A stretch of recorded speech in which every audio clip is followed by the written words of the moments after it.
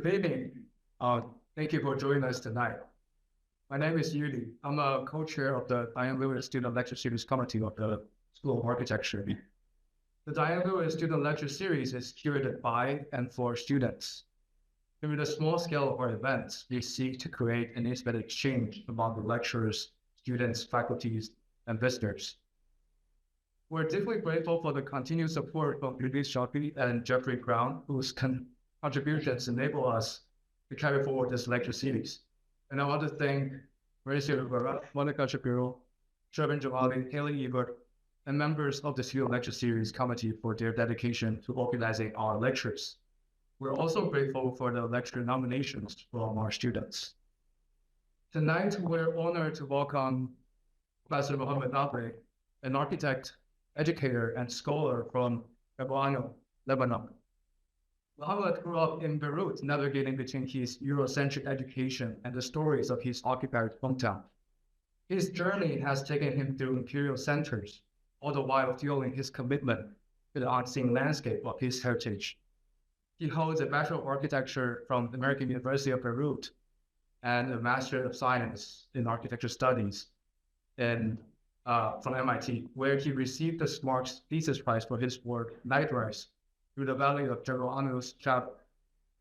Now an assistant professor of architecture at Ohio State University, Mohamad's research and teaching intersect environmental history, cultural anthropology, and post-colonial literature in expanding the role and imagination of the night in architecture. Recognizing the night as a space rather than a time, his work unsettles the current interchangeability between the night design and the light design, by charging architecture with the urgency to overcome those Western metaphors of light and darkness. His forthcoming book, Design After Dark, studies the transformation of the night in the Middle East. In particular, revealing how the people of Jaguanu in Lebanon collaborated with the night to design their liberation. His writings have been published in several journals and magazines, including Places, Threshold, the Journal of Architectural Education, and Funambulist. Along his academic role, Mohamad is a practicing architect in Lebanon. Today, as global conflicts continue to fracture lives and devastate landscapes, the world feels increasingly fragmented. The Western hegemonic narratives have been dominating the information we receive, while silencing stories from regions that are marginalized. We believe that the need to examine and understand the diverse narratives within our built environment has never been more urgent. The Diane Lewis Student Lecture Series of this semester builds on this theme, exploring storytelling in architecture from regions that are frequently misrepresented, overlooked, or demonized. Through these lectures, we hope to foster new ways of seeing architecture, not just as a physical structure, but as a vessel for diverse, complex stories. Last month, we welcomed Professor Charles Woltheim, who gave us insight into the lives of farmers in rural China through the lens of agriculture and landscape. I felt a similar connection when I was reading Mohamad's writings on how people in southern Lebanon weave darkness into their life-making practices. Through tonight's lecture, we hope to set aside our preconceptions and engage with these regions with an open mind. Following the lecture, the Q&A session will be moderated by Ralph Curran from our master's program, after which we invite everyone to join our post-lecture dinner in the lobby for further conversations and connection. Thank you once again for your resident participation, and without further ado, please join us in welcoming Mohamad Nahleh.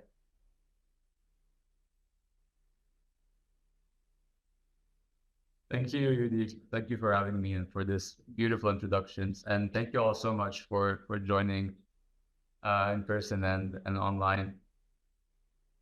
It's a pleasure to be here. And it's also a pleasure to be here to talk about the promise of darkness in the face of imperialism, a practice that has found resonance within these very walls. But allow me to ground this practice today, not in the decaying heart of empire, but in a place and with a people that have for decades prevented its tentacles from stretching further and digging deeper. South Lebanon, for many of us, today, I would say more than ever, has become what Polaris was to our ancestors, a guiding star. Yet it guides us not through its radiant brightness. Such metaphors have long been claimed by those whose skins best match the color of light, but through its defiance in the face of the fires advancing upon us, by faces that often seem peripheral to the bright centers of power. And it's with the face of Abu Akram, a tobacco farmer from the border village of Taibe, and through the world etched into his aging body, that I wish to begin this talk today. On a winter morning in 1982, just days before Israel's second invasion of Lebanon, Abu Akram and his cousins were on their way to the market when they stumbled upon a memoir by Israeli Prime Minister Menachem Begin, likely left behind by Israeli soldiers or members of the Christian proxy, the South Lebanon Army, who patrolled the border villages. As news of the book spread across the village, about 20 farmers gathered that evening to discuss how to destroy it. The option of burning it was quickly dismissed, fearing that any light would draw the attention of Israeli planes patrolling the night sky. Instead, they chose to gather around a dried-up well near the village center, where they each stomped on the book and spat on it before hurling it into the well and burying it under cow manure. In this double darkness of the soil and the night, farmers in Taibe found themselves shedding the hollow morality disguised in the imperial struggle for life. And recognizing the mounting conflict between light and life in South Lebanon, Abu Akram and his companions aimed their spades at their oppressors and wielded darkness into the arsenal of life-making tools.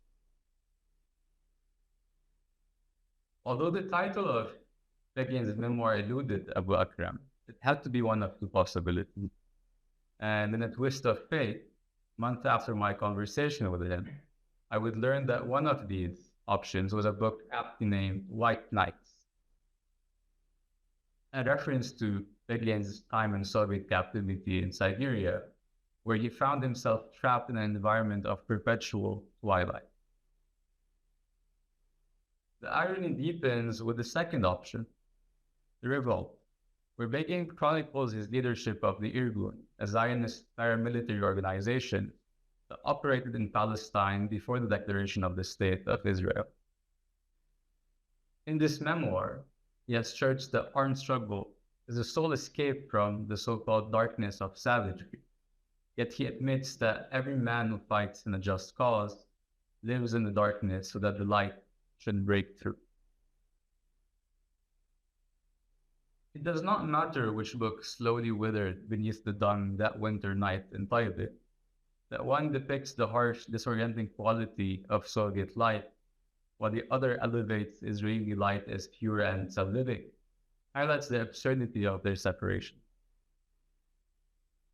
For what lay buried was not a singular artifact, but the emblem of an imperial hypocrisy that mourns the violence of light to seek sympathy and exploits its liberative metaphors to wage war.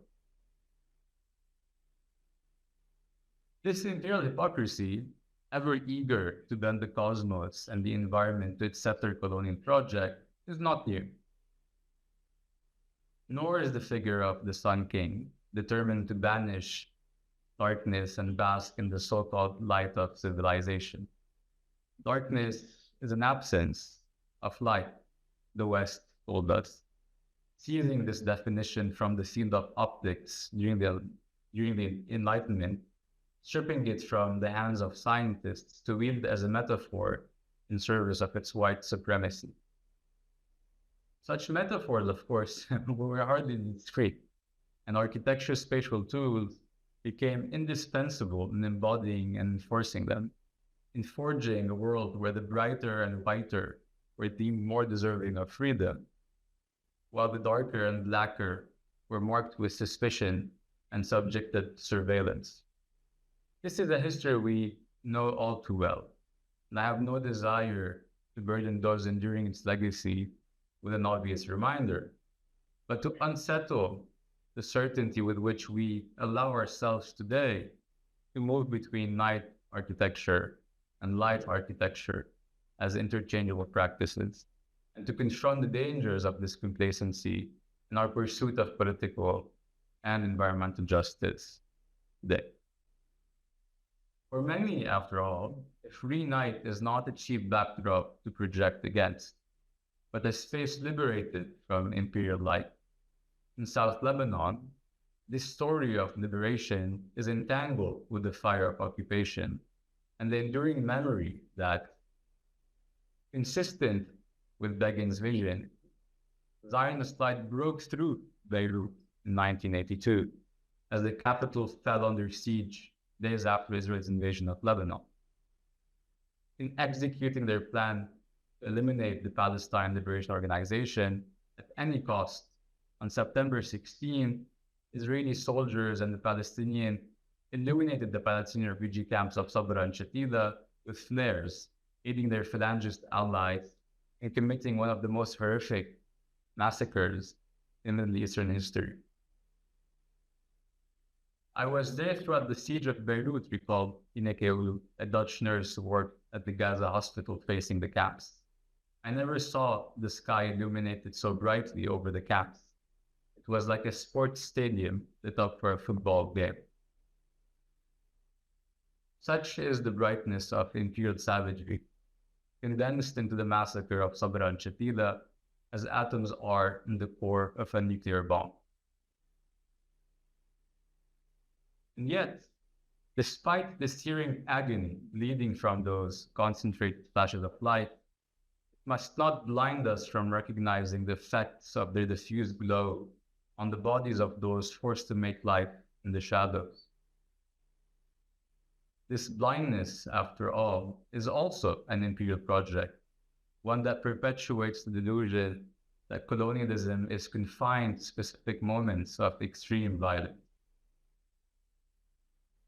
To break free from its grasp is to acknowledge the worlds many have built, especially in the neglected South, upon realizing that the militarization of their night is not a temporary disruption, nor a football stadium, as imagined by Western newspapers, but an everyday condition, one they must endure and resist as they strive to reclaim the night they shared with their neighbors across the border in Palestine.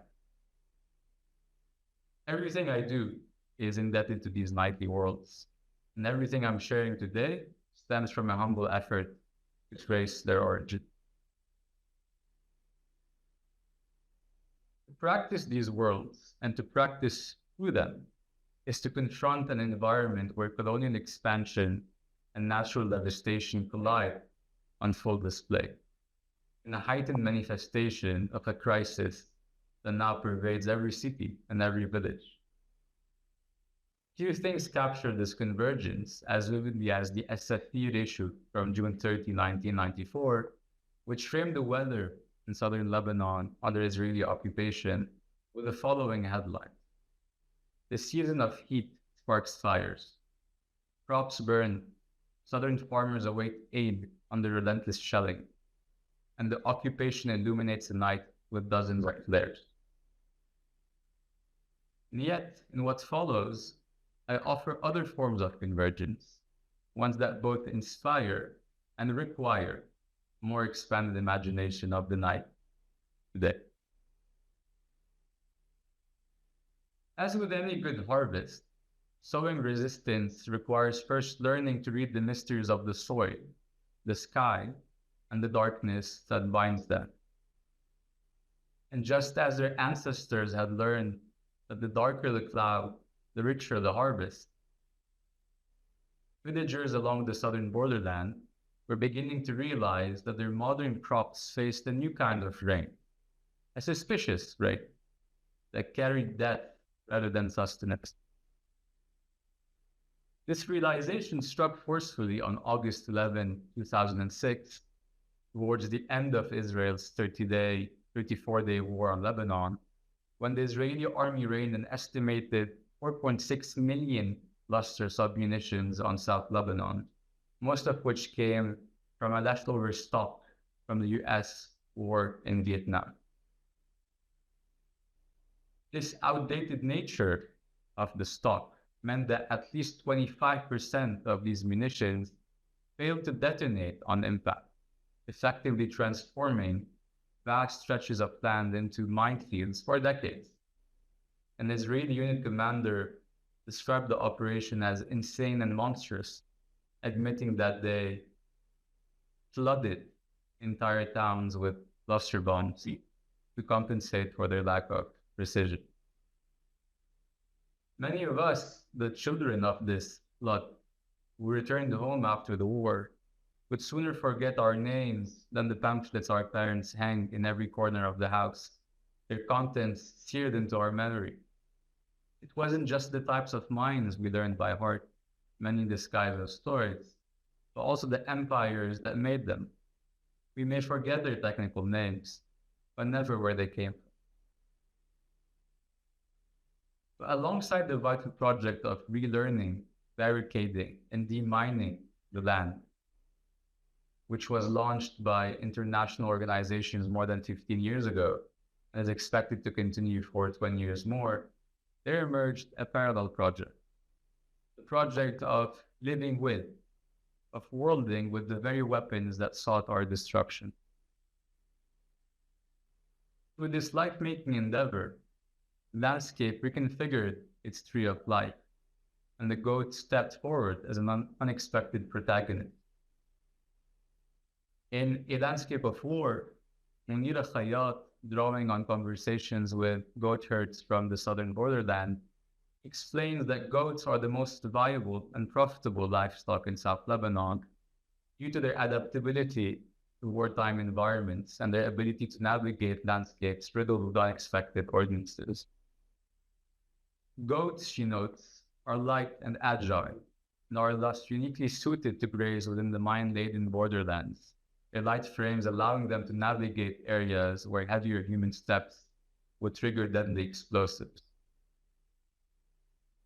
In this multi-species assemblage, goats and goat herds encounters the traces of war together, moving across mine pastures in their quest for the most abundant grasses, often hidden within the wildest and most dangerous terrain. But while goats open up the explosive landscape to their human companions, it is at night that this access proves most valuable. Cooler temperatures allow for longer journeys, ultimately more profit, and darkness offers essential cover from aerial predators, including hawks, eagles, and the ever-present Israeli attack drones. With its exceptional night vision, the goat becomes both a guide and a timekeeper for its herder, safely navigating the dangers of minefields while its eye serves as a living clock. Over years of observation, goat herds have learned to measure time by the dilation of the animal's pupil, watching it transition from a slit to a circle as the night deepens, a practice perfected over generations. For a creature now so deeply enmeshed into the natural and military cycles of southern Lebanon, spotting a goat at night in the borderland is hardly noteworthy. Yet it was my encounter with this particular goat, what Arabic for lightning, in the summer of 2020, while walking near my hometown, that introduced me to its herder, Abu Musa, and sparked a collaboration between us that endures to this day. The starting point of this collaboration was the modest project of mapping and digitizing all the herding paths across the region, which are both uncovered and sustained by shepherds and goat herds alongside their animal counterparts, and sharing this knowledge as an integral part of the modern heritage of southern Lebanon. This knowledge, of course, is conspicuously absent from British mandate maps of Lebanon and Palestine, which prioritized through topography the colonization and control of the landscape over recognizing and sharing its life-sustaining potential. But as I've noted earlier, heritage and war in southern Lebanon are deeply intertwined, and while our mapping efforts sought to document the complex worlds shaped by people and animals living under the shadow of occupation, they also sought a more immediate purpose: to integrate the extensive knowledge accumulated by shepherds and goat herds, many of whom encounter landmines regularly, into the ongoing demining initiative. At least that's how we initially pitched the project to the village mayor, aiming to have the municipality support, promote, and assist in fundraising through its existing network.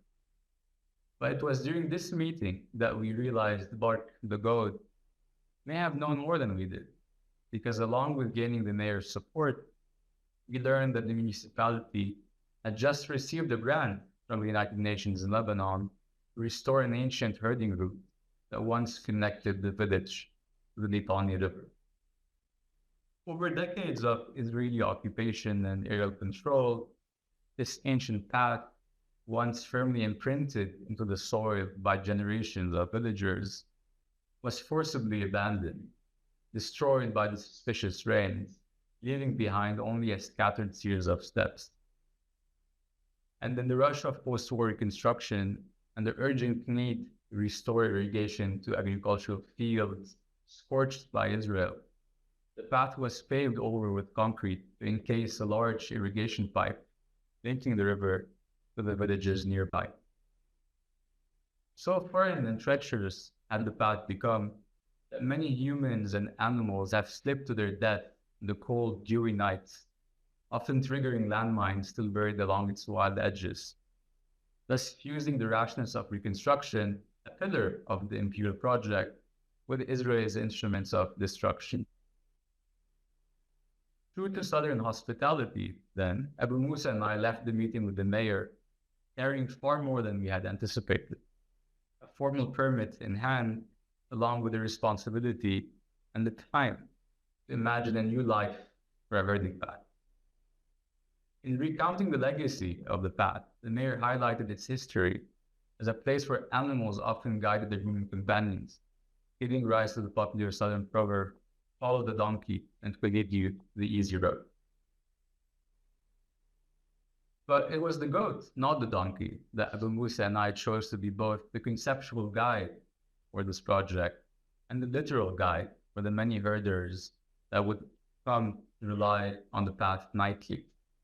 The question that set our exploration in motion was how to recalibrate the shepherds and goat herds' practices, long attuned to reading space-time through the dilation of the animal's pupil, towards reading the path itself. In other words, how can the very qualities of the goat's eye, its dual role as a pathfinder and timekeeper, help reconfigure the path itself, transforming it into a space that protects herders' privacy at night from the ever-watchful eye of the occupier. An eye for an eye. If satellite imagery of the world at night have conditioned us to interpret landscapes in binaries, light versus darkness, white versus black, civilization versus wilderness, the goat's eye serves as a powerful reminder that the night is not a color, but a sequence of gradual transformations subtly inscribed into the landscape and reflected in the eyes that move through it.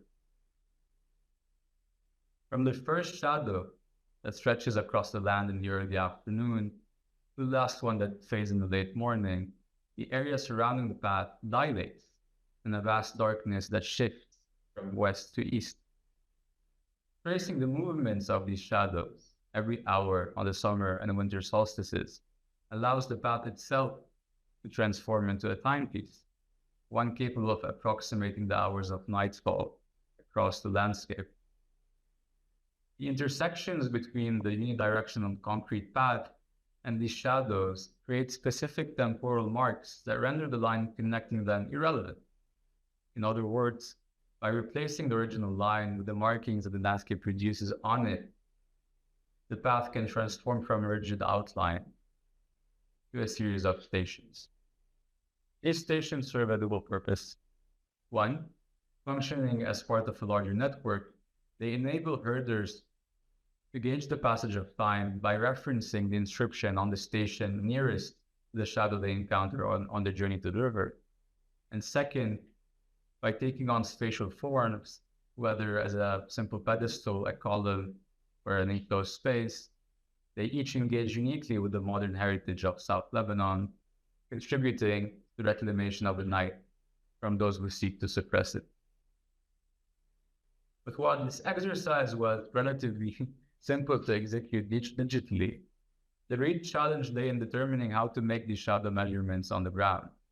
And of course, it was Abu Musa, along with his fellow shepherds and goat herds, who transformed into true shadow trackers on the summer solstice, ultimately making it possible to move the project beyond the theoretical framework we had envisioned in our dream of animating the landscape into a form that recognized the complexity of the endeavor, supported by drawings that began to articulate the structure of this territorial timepiece.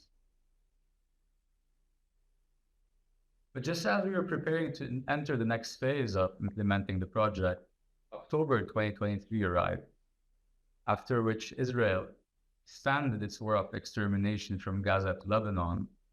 Once again, it unleashed its imperial flames on every source of life, reaffirming its commitment to the brutal logic of collective punishment.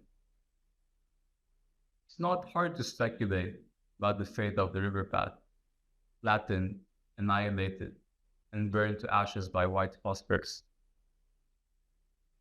And while the goats, what included, had for years danced around the objects of war lodged in their fertile grounds, their nimble steps were no match for this season of annihilation.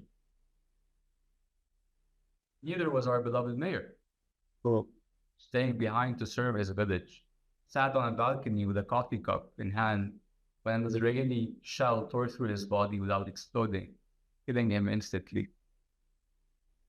May he rest in peace, and may his martyrdom guide us in our fight for justice. Perhaps the best way to honor his memory is to acknowledge the labor he and many like him undertook to forge new spaces of intervention, spaces that exist beyond the traditional confines of the architectural plot, and thus spaces resilient against the destructive forces of colonialism and expansion. No space better embodies this resistance than the night sky above South Lebanon, which has transformed into an arena of cultural production for the people of the South, much as it once was for their astronomer ancestors, most notably with the creation of their southern star, Kamel. Kamel, Fatima al-Assad, was once a revered feudal matriarch and the descendant of a formidable clan believed to have inherited the emirate of Jabal Amr, modern-day South Lebanon, in the 16th century. Serving as the undisputed Zu'ama, the feudal leaders of the mountain from the 17th and 20th centuries, al-Assad's authority was deeply rooted in their official roles as representatives in the Ottoman parliament. In Images of Women, we encounter a unique portrayal of Kamel that breaks from the practice of referencing her in biographies of her husband and father. It is there that we learn, somewhat ironically, that her husband, at the outset, lacked experience, was excessively trusting, and consistently relied on her wisdom and sharp judgment.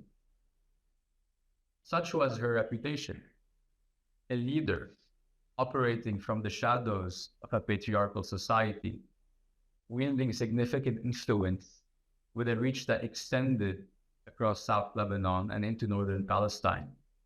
It was no surprise then that upon her death in 1978, just 10 days before Israel's first large-scale invasion of Lebanon, newspapers mourned her loss with headlines proclaiming, "Matat al-Janub, the mother of the South, is dead." But her departure from the material world did little to diminish her towering presence in the lives of the people of the South, especially the children, for whom she remained larger than life. It was shortly after her death that a spectral version of Kamel began to emerge in the night. She appeared as a tall, slender, luminous figure, dressed in white, resembling someone ready for prayer. And with the relentless presence of the Israeli Air Force in the night sky, it wasn't long before children in South Lebanon perceived, in the distant glimmer of each Israeli aircraft, the ethereal figure of Camel descending from the heavens. No aircraft contributed more to the making of Camel as a star than the Israeli IAI searcher MK, which provided the matriarch with a new, more stable nightly dwelling. Yet it was not only the drone's persistent presence or its incessant buzzing that facilitated this transformation, was its name. As the inhabitants of South Lebanon endeavored to articulate the name of this new predator, attempting to trace its relentless shelling across the night sky, they quickly recognized that the letters M and K in the searcher MK echoed Camel's name, Camel MK, and gradually they grafted Camel onto the drone's form, transforming her into an eerie hybrid of bird, family woman, and military technology. Even today, more than 3 decades later, it remains difficult to come across a child's sketchbook in Jabal Amel without finding drawings of the mechanized harpy, where she remains watching from above as Israel bombs South Lebanon, even as I speak these very words. Yet, it's Camel's presence beyond those intermittent moments of extreme violence that offers insights into the everyday nature of the night sky in Jabal Amel. In this merging of agrarian and military cycles, shepherds have mastered navigating the dark countryside by observing her predictable movements in the sky above them. Camel, then, ought to be understood as it is experienced on those many nights as a pursuit of life, knowledge, and hope that often transforms and transcends the pressures of pollution and colonization. Although molded by violence, her story today embodies the labor carried out by the people of South Lebanon to endure and prosper and reign not only on their fertile lands, but also beneath their changing sky. And so when I set out to dedicate a station on the herding path to Camel, before I even knew much about her, my instinct was to honor her presence as a cultural product, not by emphasizing her, but by briefly lowering her relentless buzzing. Even her constant hum and naturalized presence in the night sky, the act of quieting her was, I thought, more striking than amplifying her sound. The station dedicated to Camel thus carries a simple paradox. It employs military-grade technology in its commitment to demilitarize the buzzing creature in the night sky. Borrowing, ironically, from the English sound mirrors of World War I, which were intended to detect incoming aircraft, this station captures the river's sound and amplifies them for herders moving along the path. But designed with a simple locking mechanism that channels sound waves mirrored only in the upper half of the sphere, so those specifically reaching the structure from the river in the valley, the station quite literally turns a deaf ear to the sky. As such, it ensures that the constant buzzing of the reconnaissance drones is eclipsed on the path by the sound of the Lebanese landscape, especially at night, when the direction of the prevailing winds aligns perfectly with its sound mirror.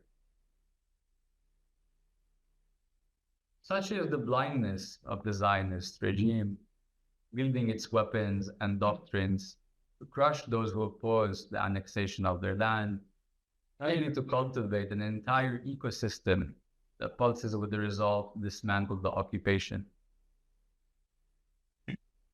Within this ecosystem, building Camel Station, much like building Camel the Star, is a collective undertaking, this time championed by none other than Abu Musa's cousin, the village blacksmith, who vowed he would sooner close his forge than let an outsider build elements of the herding path. And it was this creativity and unwavering commitment, along with months of trial and error, that ultimately led us to a system enabling every station to be built within South Lebanon, engaging as many local hands as possible. Whether it was cutting the steel sheets, needed to create the concrete mold, assembling and welding the pieces with meticulous precision, or pouring the station and engraving the markings of its corresponding shadow. For many in South Lebanon, Nkamli Station, even in its infancy, became the final project their hands ever worked on. Many of these skilled hands, along with the worlds they brought to life, were buried beneath the rubble of their own shops. In her poem, Noor Hindi writes, "Fuck your lecture on craft, my people are dying."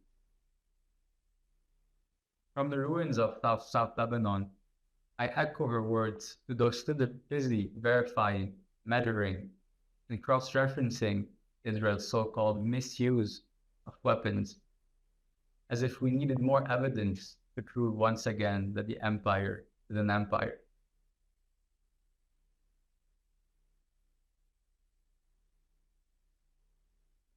To read the region at night, then, is to confront a lasting legacy, which was forged by Southerners under the piercing gaze of the settler colony, is to acknowledge the worlds they have built by humanizing, spiritualizing, and rewilding the weapons that rain down on them, seeking to care for one another without needing to prove their humanity to anyone.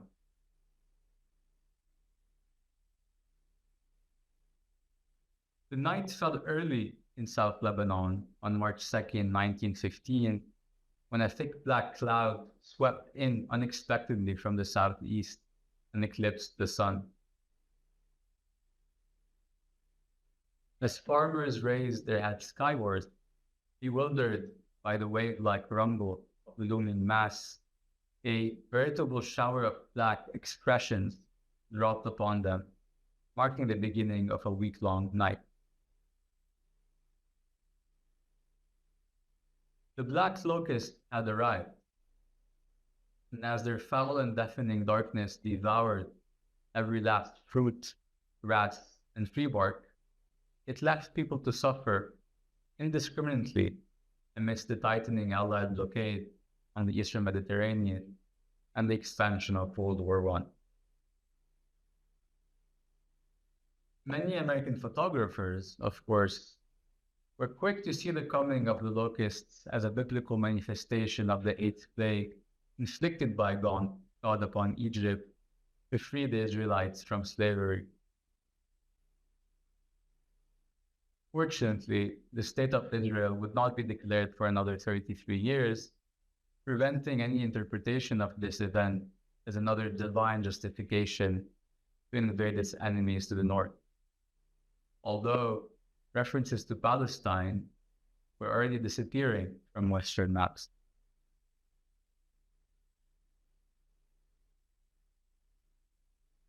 But the winds of change were on the horizon.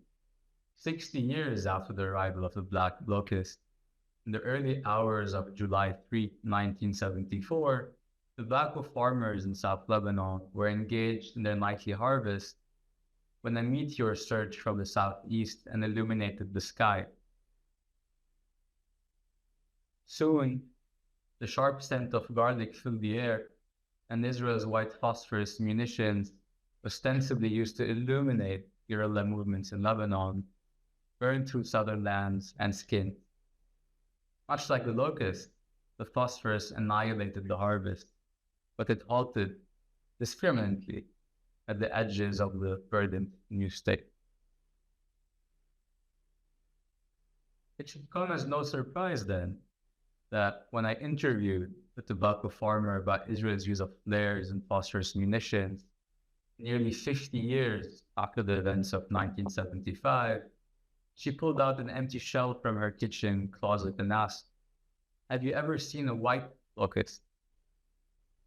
Noting that the whiteness of South Lebanon's locust symbolizes not just the color of the airborne weapon, but more importantly, its foul union of military and white supremacy.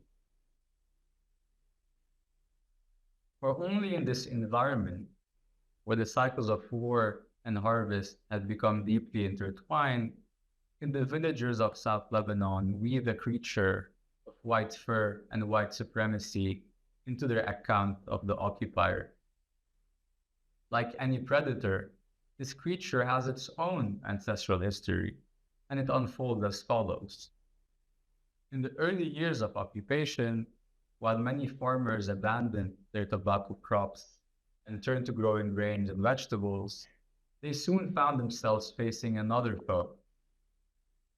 As early as August 1, 1985, reports surfaced from the southern regions of swarms of mysterious mice that swept through the plains and decimated the season's harvest, emerging from areas near the international border and resembling the type bred in specialized laboratories. The sheer scale of the surge was so extreme that hundreds of mice, with nothing left to eat, leapt from the rocky cliffs in the Golan Heights in a mass suicide. In a footnote on page 280 of the occupied Lebanese zone, Munderjava writes, "The sudden appearance of the white mouse, a creature previously unseen in the region's history, devastated 2 consecutive seasons in the meadows near the border, while leaving the crops on the Israeli side untouched. It is known that the white mouse is a laboratory mouse, not a wild one. Many locals assert that while the mouse was deliberately released from Israeli labs, as evidenced by the selective damage it caused, they believe its purpose was to ruin local livelihoods, forcing people into military service and collaboration. And once it had fulfilled its objective, it completely vanished."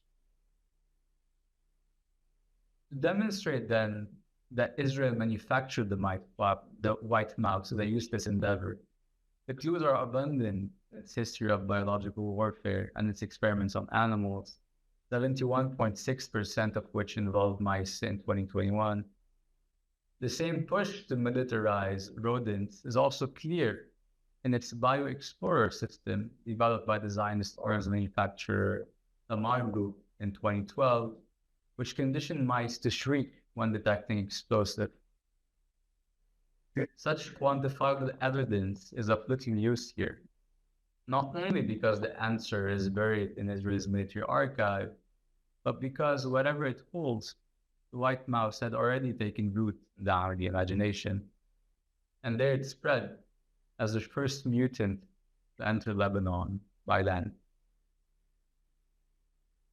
With roaming the sky above, the 2 creatures cemented their presence in the early years of Israel's occupation of the south, particularly within the so-called security zone that the Zionist forces withdrew to 3 years after their siege of Beirut in 1982.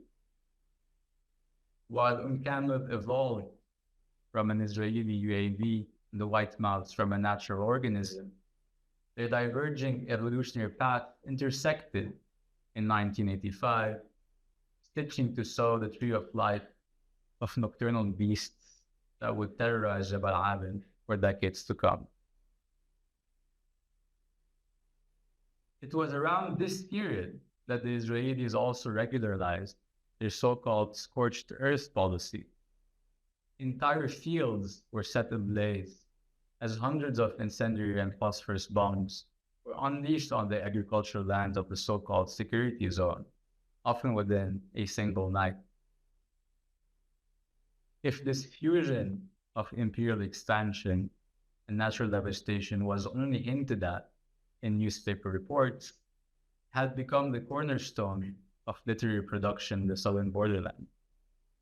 This was particularly evident in the poetry composed within the security zone by a group of South Lebanese poets known as Shu'ara Janub, poets of the South. In Habib Sadeh's poem Ard Janub, for instance, it's not the loss of the familiar glimmery sky that reflects the desecration of the night in South Lebanon, but the appearance of new celestial bodies. In the opening lines, Sadek laments,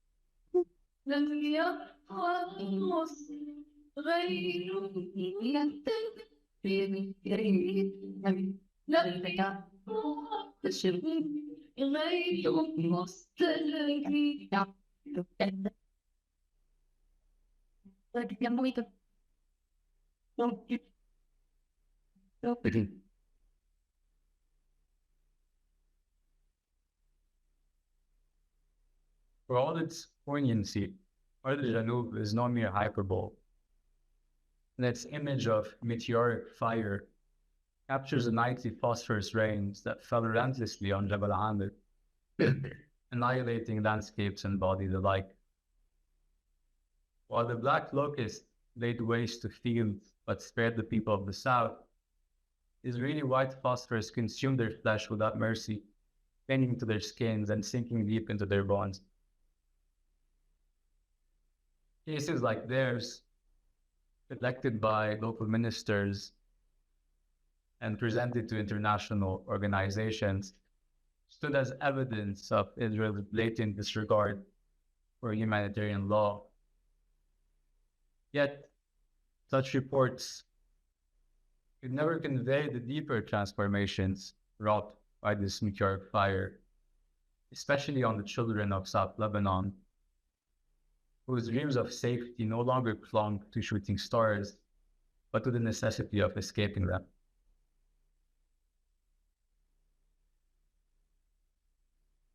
Many of us here and elsewhere are those children, forced to witness Western media perpetuate the same tired claims that Israeli phosphorus never strikes civilian lands and homes.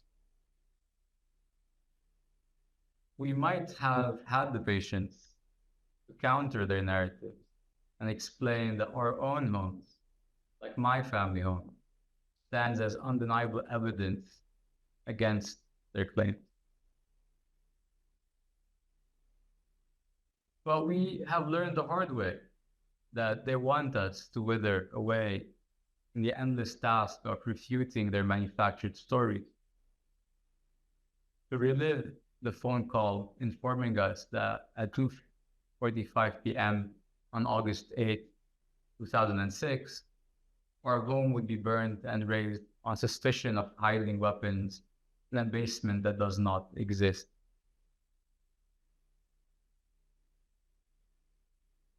It took 15 years to clean out the rubble, and each year we made a ritual, all 40 of us, of standing by the room at 2:45 p.m. on August 8th.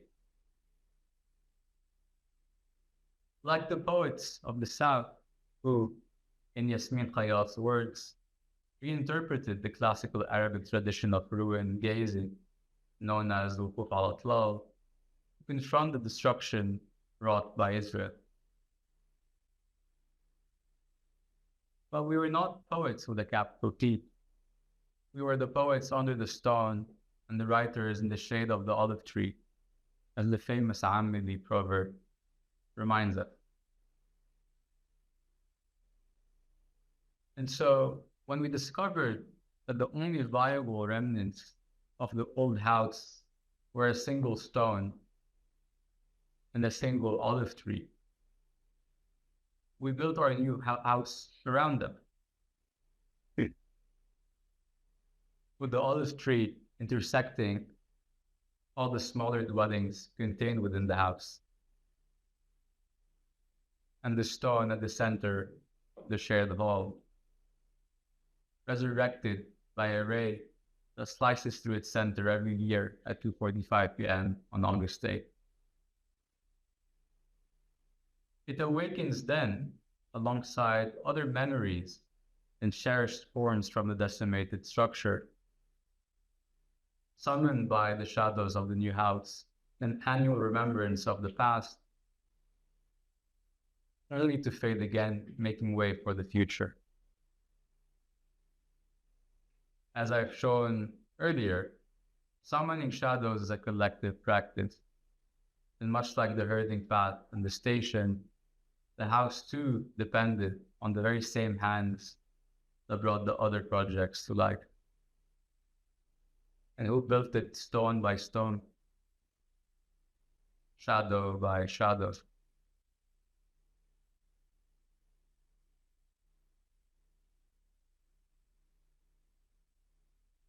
Season after season.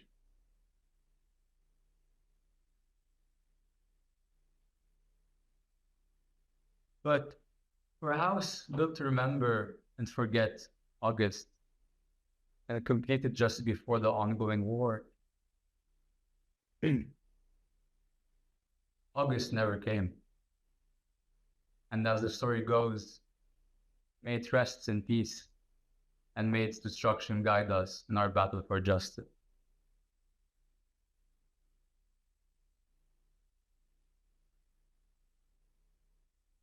There was a time when I would have shared these experiences to elicit sympathy.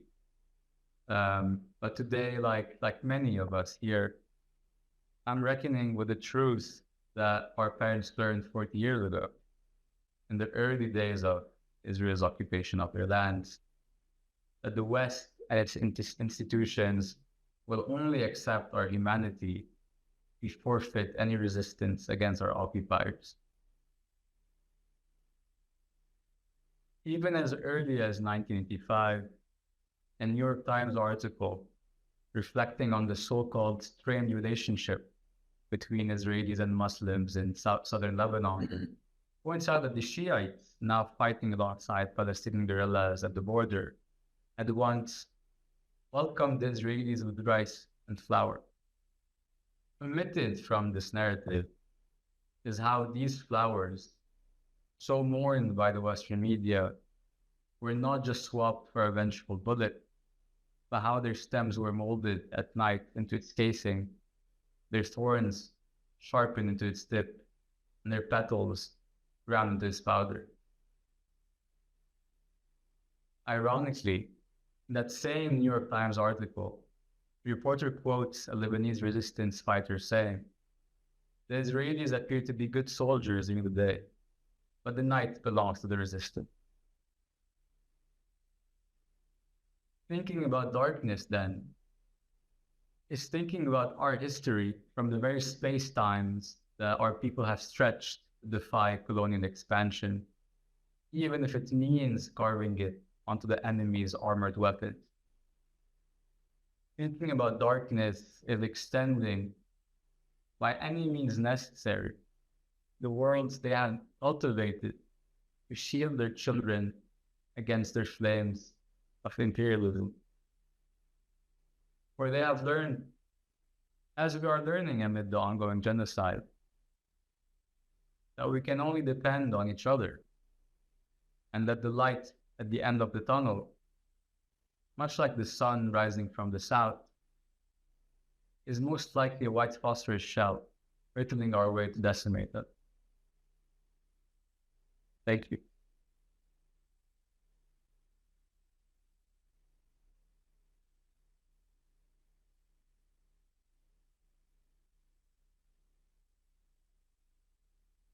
Thank you.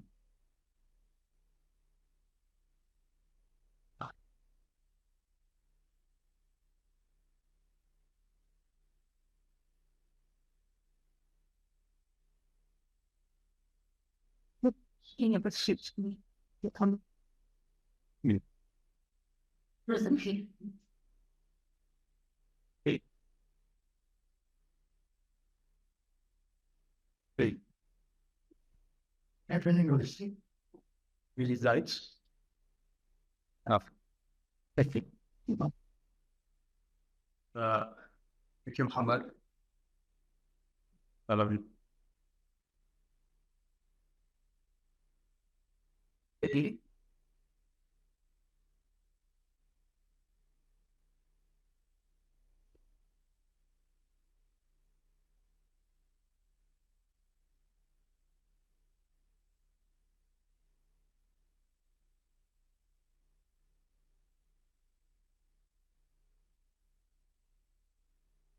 There is not much to ask.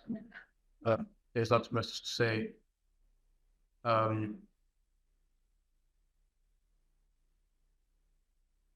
But the landscape that you decided to bring in today,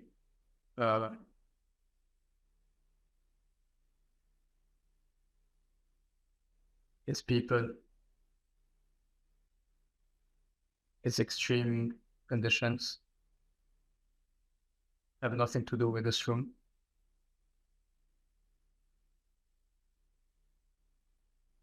I'm curious about how you discovered the night. And what was your calling as maybe a student studying in the States to go into this adventure and beat darkness? And how could we, in this environment, learn from it and learn from its pedagogy? Yeah. Thank you, bro. Touched me. I mean, I could go on and present why the night is important, but I'm not interested in that necessarily. If you think it's important, look into it. And if you don't, it's up to you. But for me, it's been hopefully clearly a life-changing story, lifelong project. And I studied architecture in Beirut, right? And I then did architecture at MIT. And I think subconsciously, growing up in South Lebanon, I always felt like the night was a substance that you could design with, that shadows were thick and could hold mountains, that people used them as scaffold and as structure and as liberated spaces. And so seeing pedagogically how the night is just treated as like a backdrop, as light design, we color the lamps, we make our shapes look nice even at night, I guess became inconsistent with my own vision of the world.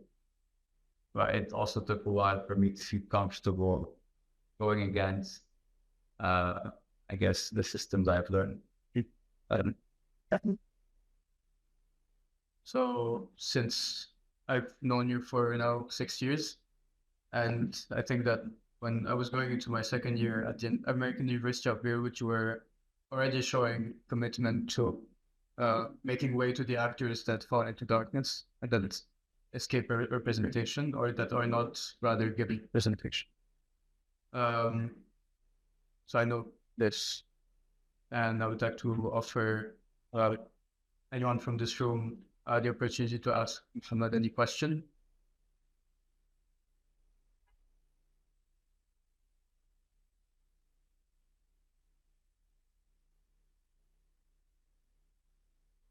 1970, you're saying. Yeah, I took some words, especially because no one listed like us of that. Right, in terms of like that's very probably huge talking about this implies ideas are having it in the time and it's and this sort of inability to think then the real like drive maybe and images as well this kind of overlook just and you said to me before this writing your proposal was so beneficial to you. So there's this duality in writing where it constantly fails, but it just seems to be make that your words even say about what you said, even as I speak, these very words, they're so potent and I guess I'd like to hear more about your practice in writing and how you experience that and it's sort of how you run to your words and your story. Thank you for that question. I've been trying for a while to write in the same way my grandparents told me stories at night while in the village around like a candle. And it took a while for me to realize that this kind of lively writing is not just aesthetic, it's also to make it easier to transmit the story from one generation to another. Obviously guided and very much helped by the fact that night erases the world around you, makes you focus on like the storyteller. And in those stories, they never used I, right? They never said me and I did that. It was always, you could feel their authorship in the way they construct and design the story. And it was very much a design project. It's a world building project. They're building worlds for us, the children, to imagine another world than the one we have as I speak these very words. And so I think this is it. This is for me, my practice of building this world and maybe recognizing or acknowledging even the labor that people have put in building those worlds and what those spaces can offer ultimately, even a more traditional form of architecture, right? Even the form that gets destroyed and that is limited by the fortification project, like we have to build thicker to protect ourselves from the enemy's weapons, and the enemy's weapons become stronger and we build thicker and so on and so forth, right? In the writing, I feel it's helping me form a better architecture practice, which is not interested in this project of fortification. It's just mostly interested in how do you design and think about those liberated spaces that cannot be destroyed, right, by anyone.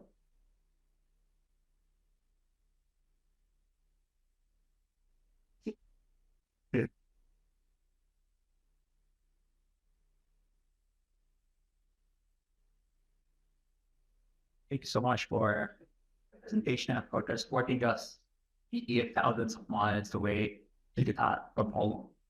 But to read the story like we are built from Turkey across and end up from like 3900s to today.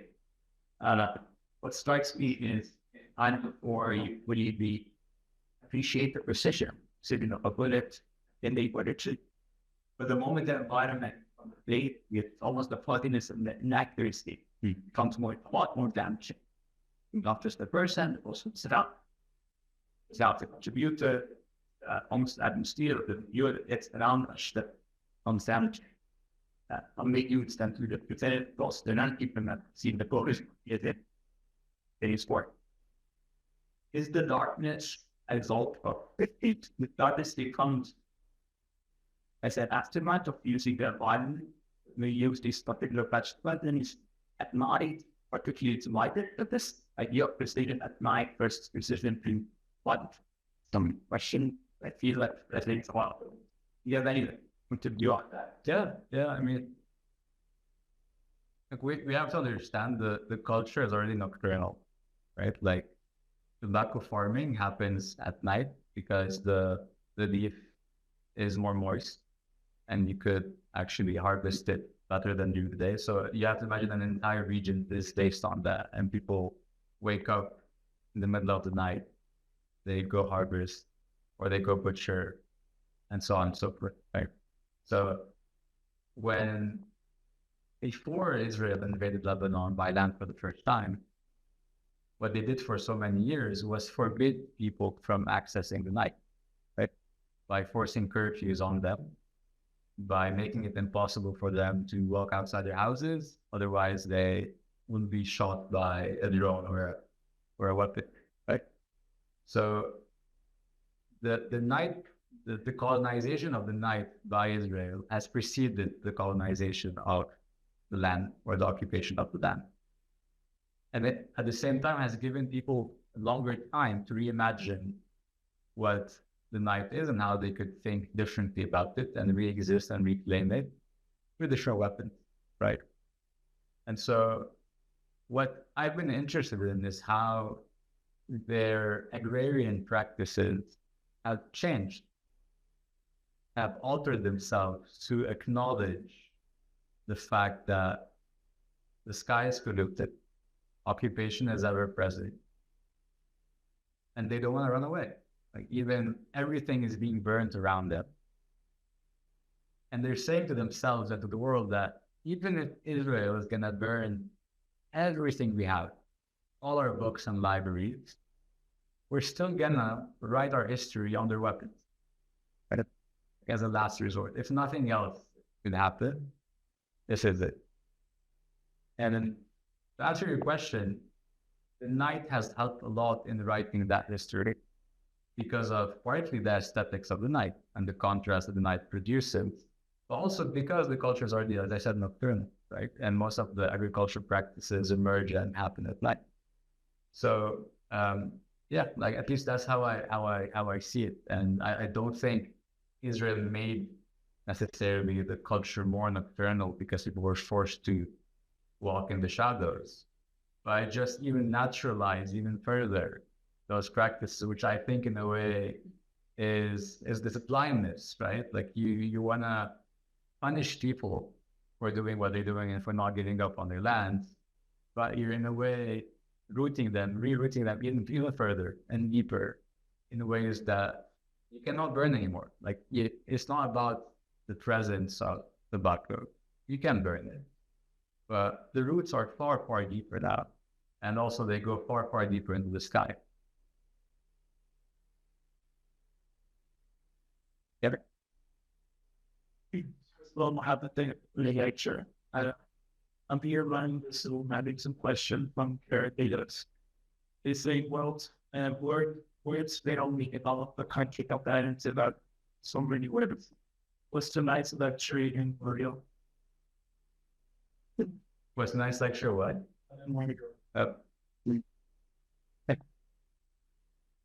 Yeah. It felt like it while I was working on it, right? And I think that's also the unspoken labor of making this presentation. Like it wasn't just you put slideshows together. I felt my whole world was being questioned and put in a presentation that ought to at least practice itself like a memorial in a way. But I would say it's a memorial like the house that doesn't want to memorialize forever, but that just wants to give you enough time to remember something very intensely so that you actually forget it, but never forget it. And I think that's what I hope to do today. Is it's an intense encounter with something that has fascinated me for so many years, first subconsciously, then consciously, and now academically. And my only hope is that you slowly internalize those conversations outside of me, outside of my own world. And that goes back to your first question. I'm no longer interested in proving to people anything actually. Yeah. Why my work matters or why Israel is doing what it's doing.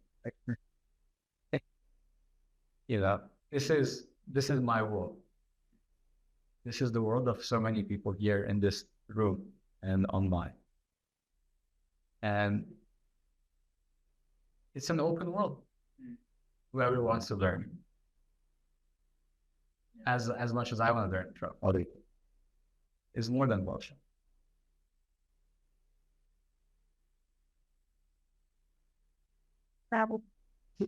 Thank you for the lecture. That's I mean, I relate. Because I'm also coming from community background and I'm Armenian, and then coming from Iran, like considering two homes, both in Israel and other region. And my question is not very related to your practice. It's more of a personal feeling.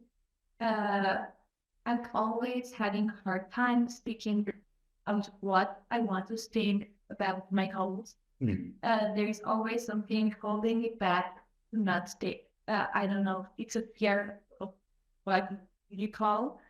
I want to know, have you ever had that feeling and how you overcome to speak, write about, and shape your practice around it? A beautiful question. I remember when I was starting my thesis, someone told me, never do a thesis in your backyard. right. And I remember looking at them and saying nothing. But what I was thinking is, I don't have a backyard. It's occupied or it's burned and it keeps getting burned. So our backyards are not equal. And some of us not only could work on their backyard, but they have a duty to work on their backyard. I feel after a while that this is a responsibility, not even an option anymore, right? Like it needs to be done. And it needs to be done even though it's completely uncomfortable. Because I realize now that me not wanting to do this work is constructed by others for me, right? It's been constructed by systems that have convinced us, or some of us, that being close to where you come from is not experimental, but that you're not risking anything. Even though I feel doing this work, I risk my life every day. And I risk my feelings and emotions that I risk every day still working on those kinds of presentations in ways that if I had worked on a different site, I would not have. Right? And that's because the labor that they imagine you do in thesis is usually not the emotional labor because they don't relate to that labor. Right? It's mostly, your house is too close to you. You're not going to make a map of your house. Just go to another site somewhere else in the world. Right? And so as soon as I started convincing myself that imperial systems want me not to work on my home, I started wanting to be more stubborn and want to work on my home despite anything, right? And at the end of the day, again, and I've been saying this many times today, whoever doesn't want to engage won't engage from the beginning and won't engage at the end. And whoever is willing will engage. And that's okay. I mean, the moment of trying to please everyone is far past there, right? So, yeah.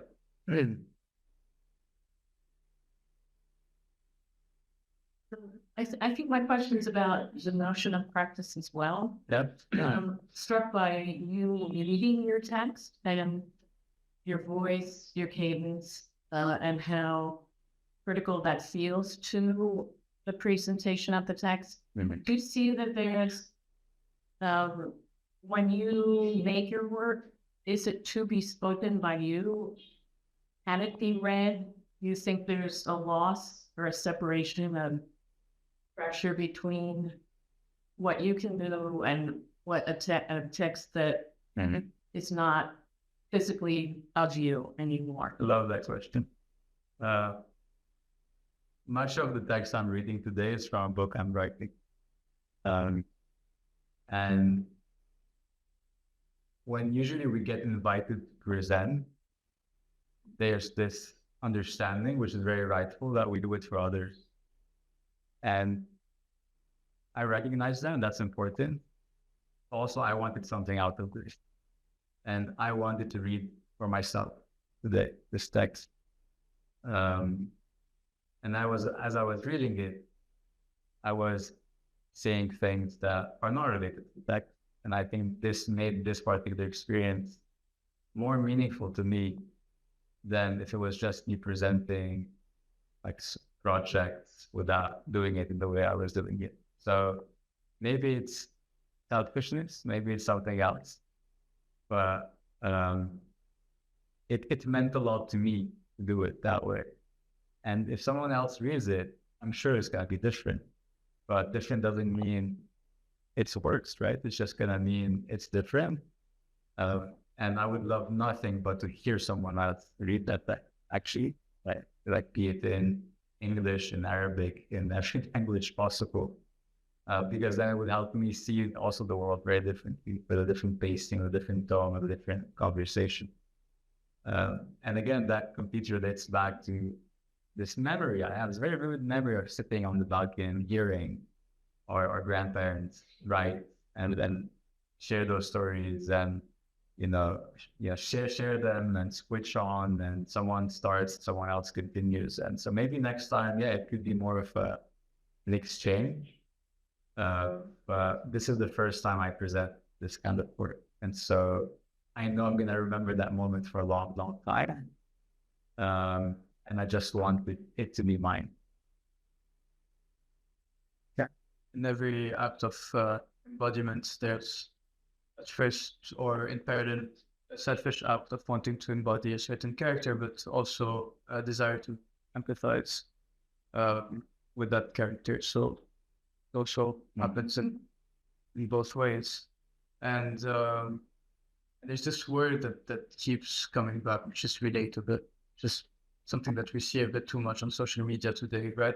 It's this idea that you have to see that there is a part of yourself in the thing, or else you won't engage with it. And this is why I prefer much more the word empathy, which requires for you to go into that other person's skin in order to understand or see something a bit more differently than they. I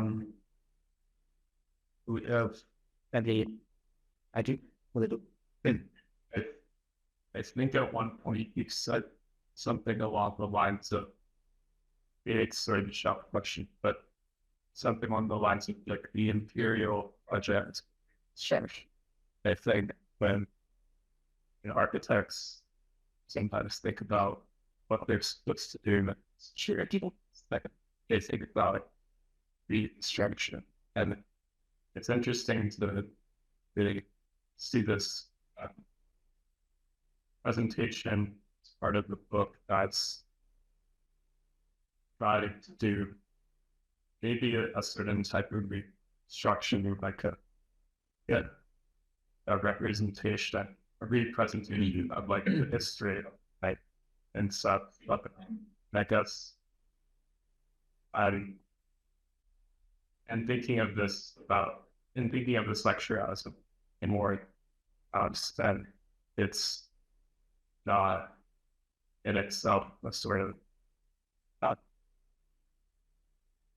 resignation by terms, but it's producing something else. I guess I'm easily thinking about how this connects to an continued architectural interest. It's as I said, like you are still doing in practice. Yeah. Excellent question. what I said specifically is the consistently urgent, rapid, rash project of reconstruction is a pillar of the Imperial project, because it does, by always focusing on the urgency of having to repair the present, the urgent needs, we're also losing a lot, right? As we saw with the fact, as we keep seeing in southern Lebanon, those reconstruction projects that come in, bring in this very normative form of architecture, like a shelter in concrete, scatter it on the soil, promising it would first be temporary but becomes permanent for like tens of like decades. And so that's the project I'm critical of, is it only serves Israel in this case for us not to have a so-called vernacular architecture that keeps disappearing and, being relegated to something very different. And so I was interested in this work in maybe a different kind of vernacular that, again, cannot be destroyed, that is consistently built, and that you could build upon, right? And the path, the station, and the house are not trying to design in the night. They're trying to design for the night. But the night's going to exist anyway. But architecture in this case is just trying to emphasize further the workings of the night and extend those immaterial sites even deeper, and so on and so forth. But they're not trying to replace this vernacular with something else, right? I think this is where it's very different. And I think, having lived in the South for so many years, I'm very critical of the aesthetics of, say, luxury that keep emerging from, say, like the Roman art and so on and so on and so forth, that just pop up and appear, that have more rootedness in the culture of the Lebanese hinterland. And so part of the questions I've been asking myself is, how do we think of, like a vernacular local architecture that is immaterial, that rather than it's a series of shapes that we put in our history books and we say this is ours and something else is not ours, right? And I'm interested in how I could continue practicing within that realm of serving the forces of the night, instead of trying to celebrate my projects against it, which I think is what happens today mostly in architecture school and in our architecture in general. Okay. Good. How are we doing on plan? I wanted to go back to your question. There's this idea of reenactmentism, and that I wanted to tease out a bit more, because it demands also the reading of text by other actors with other backgrounds and with other interests and selfishnesses to take out from these texts, which makes it an open scene, right? Where more than one actor engages, and so there's a protagonist and an antagonist. And so I'd be really interested in seeing how this text can meet antagonists, actually, and how this can be played and performed on the stage, for example.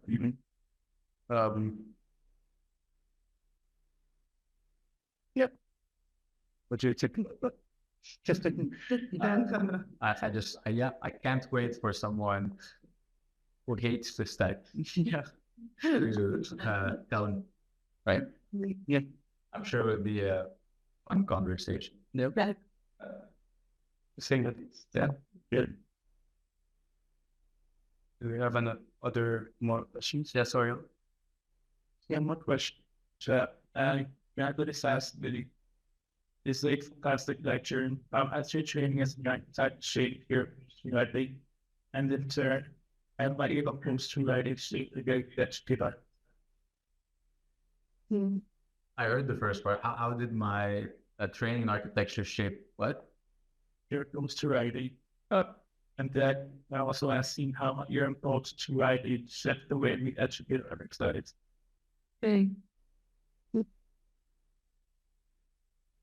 Yeah, that's a really important question. I think many of you knows this, but it started when I did a thesis project back home in Beirut. And somehow I managed to build part of it when I was a student in my bachelor's, and then it got built. And then it failed because it created more segregation in the neighborhood than if it hadn't existed.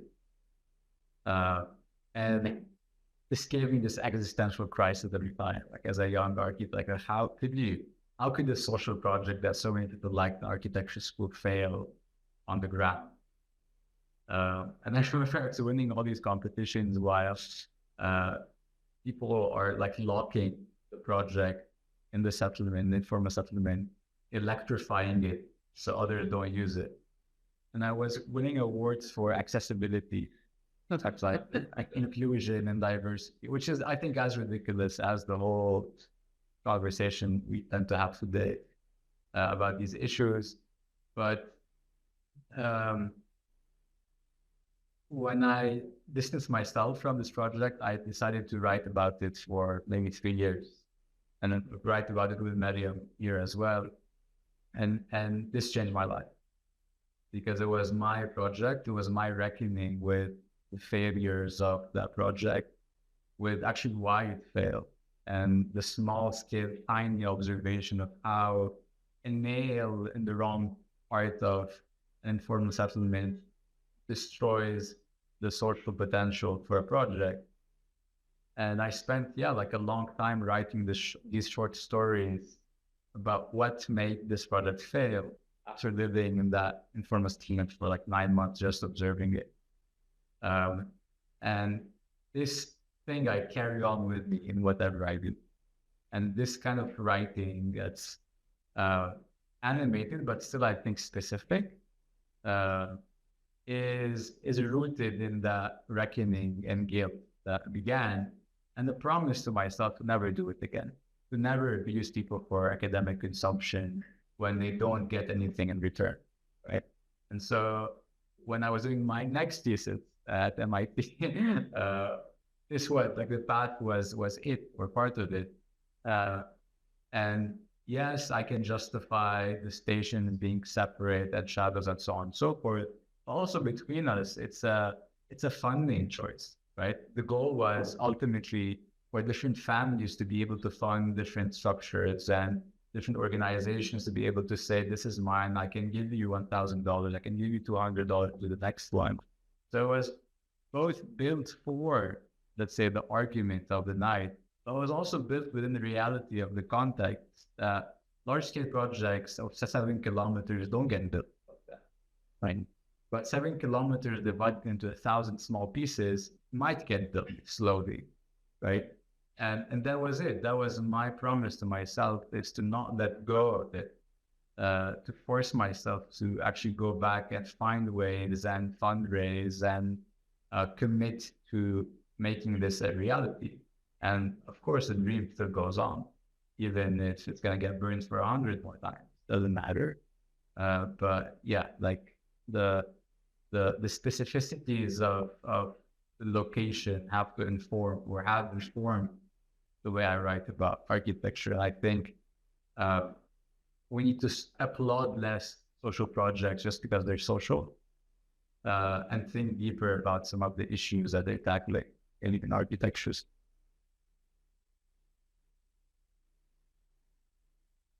Hesitate to ask a question because I'm not a math. Those are usually the best questions. I'm an analyst, and I'm really curious about this project's relationship to resistance. Mm-hmm. So I came to I'm very curious because it strikes me that darkness and interiority have always been the slave synthesis. Right?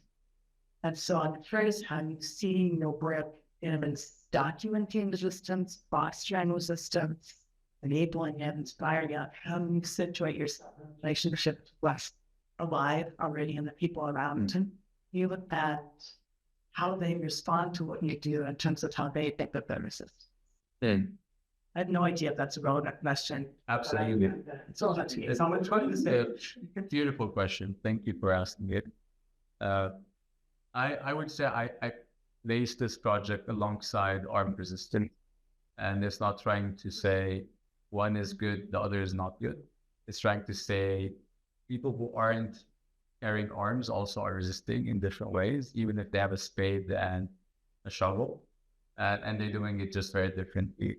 In this work, I'm interested in that, in their resistance, and the way they built those worlds to be able to actually resist, and how Israel, knowing that darkness is their space, has collectively punished them over the years from accessing that kind of opacity or that kind of environment, right? So I think what they do every day is more radical than any protest we see here. And I think all those protests are really important and they should carry on. But also, I recognize that this very slow form of resistance is very radical, and we have a lot to learn from it because it stops being an option. It becomes your entire living being that's resisting. Your crops are resisting, your birds, your sky, your night, your earth. Everything you touch is a form of resistance, not only your body and a banner.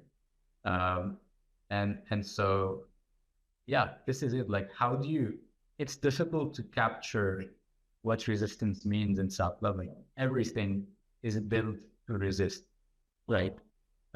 Every road, every tree has a resisting essence to it, right?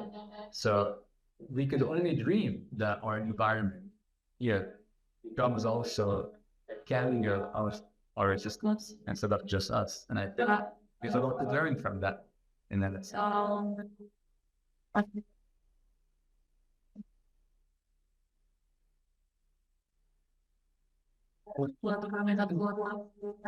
Any other questions? But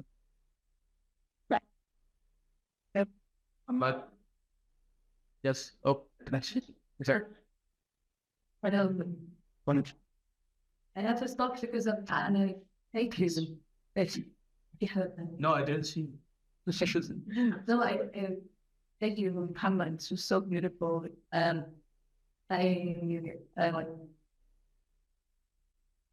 You mentioned earlier conversations we were having about writing, and also this conversation is everything in my head now connecting to a text that ideas of the academic Khalifa that just published called Passage, Rehearsals in Linguistic Returns, where they're thinking about passages as both in the literary sense of passage as a piece of writing, and in the spatial sense that the road of the path.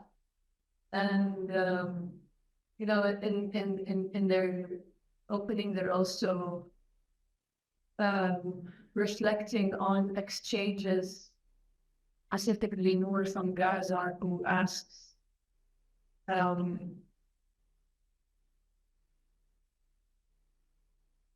I dreamt of becoming a writer one day. I stumbled. Dr. Rifat scolded me. This is what I imagined. Write, Twitter. Write. Exclamation mark. Put up, please. Whistling. Write. Exclamation mark. Now they're both gone. In Rifat.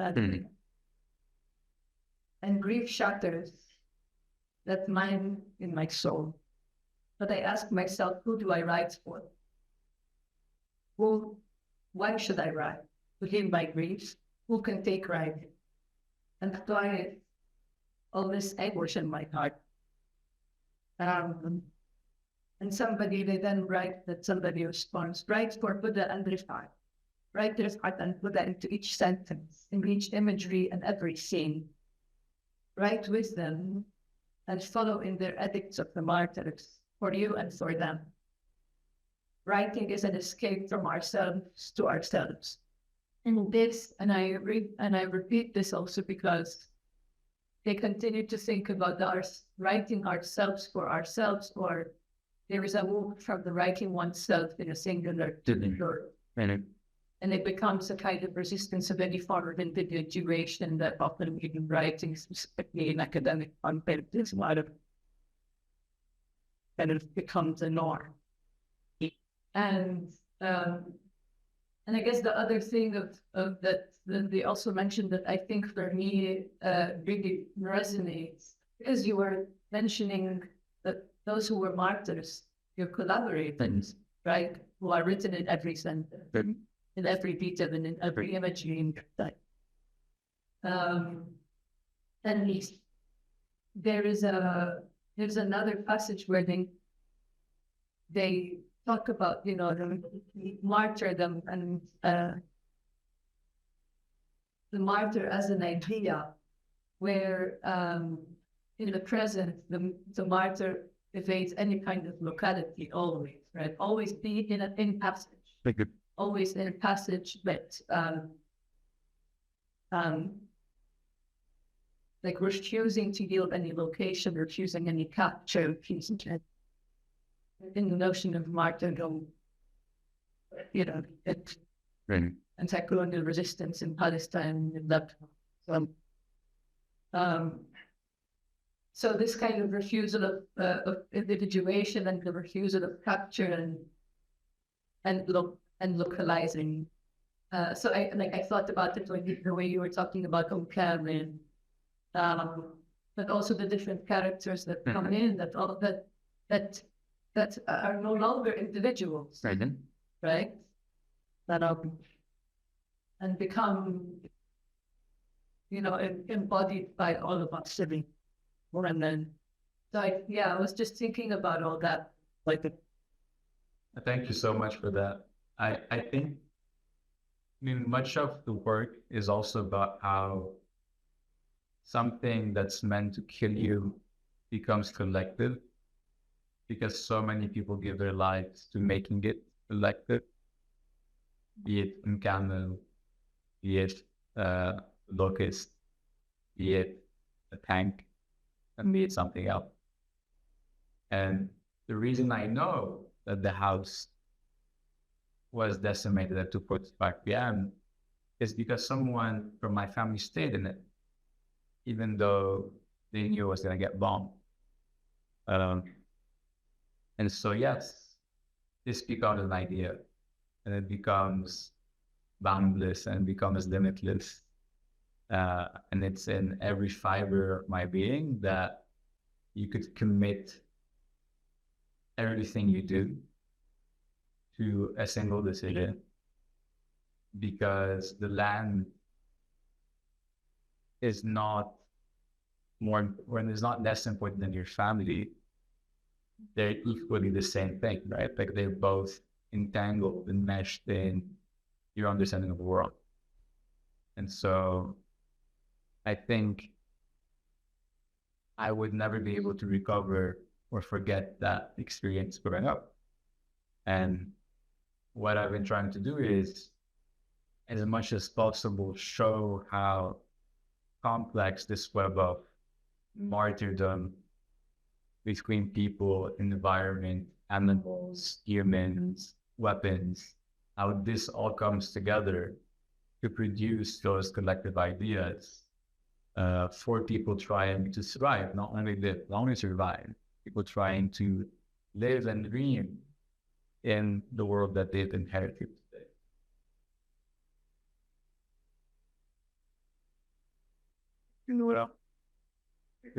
Thank you so much for having me.